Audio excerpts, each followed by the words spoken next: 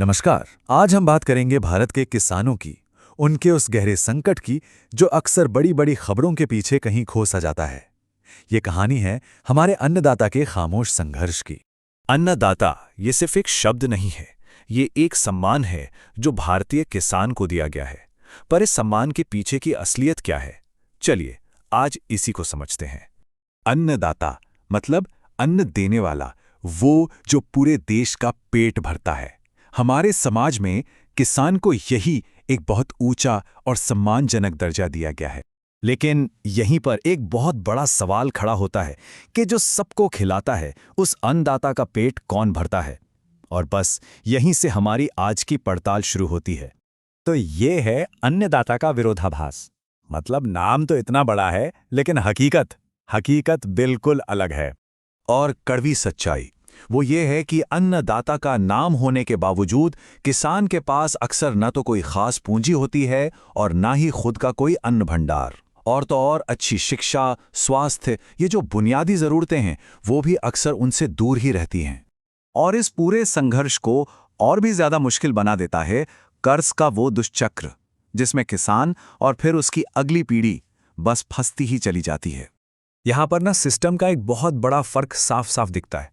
जहाँ बड़े बड़े उद्योगपतियों को बैंकों से कम ब्याज पर आसानी से लोन मिल जाता है, वहीं हमारे अन्नदाता को पैसा उठाने के लिए ऊंचे ब्याज पर साहूकारों के पास जाना पड़ता है।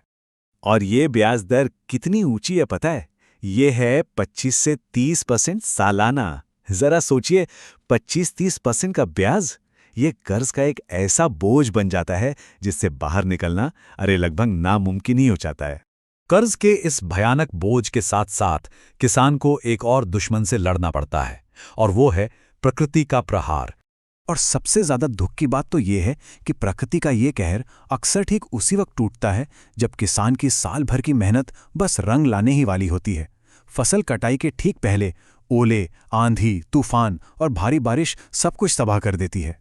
अब सोचिए, जब कर्ज और प्रकृति की मार एक साथ पड़ती है तो ये सिर्फ एक आर्थिक संकट नहीं रह जाता, ये तो अस्तित्व का संकट बन जाता है। तो ये जो बर्बादी का पूरा रास्ता है ना, वो कुछ ऐसे बनता है। देखिए, सबसे पहले किसान कर्ज लेकर बड़ी उम्मीदों के साथ बुआई करता है।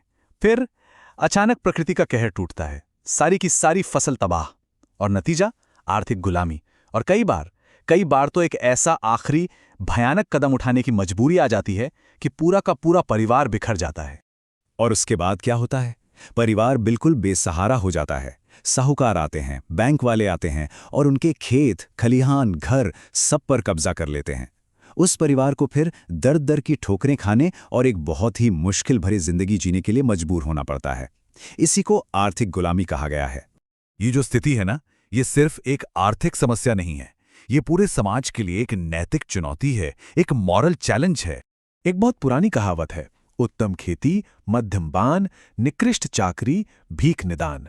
इसका मतलब था कि खेती सबसे अच्छा काम है, फिर व्यापार, फिर नौकरी और भीख मांगना सबसे बुरा। इससे पता चलता है कि खेती को कितना सम्मान दिया जाता था।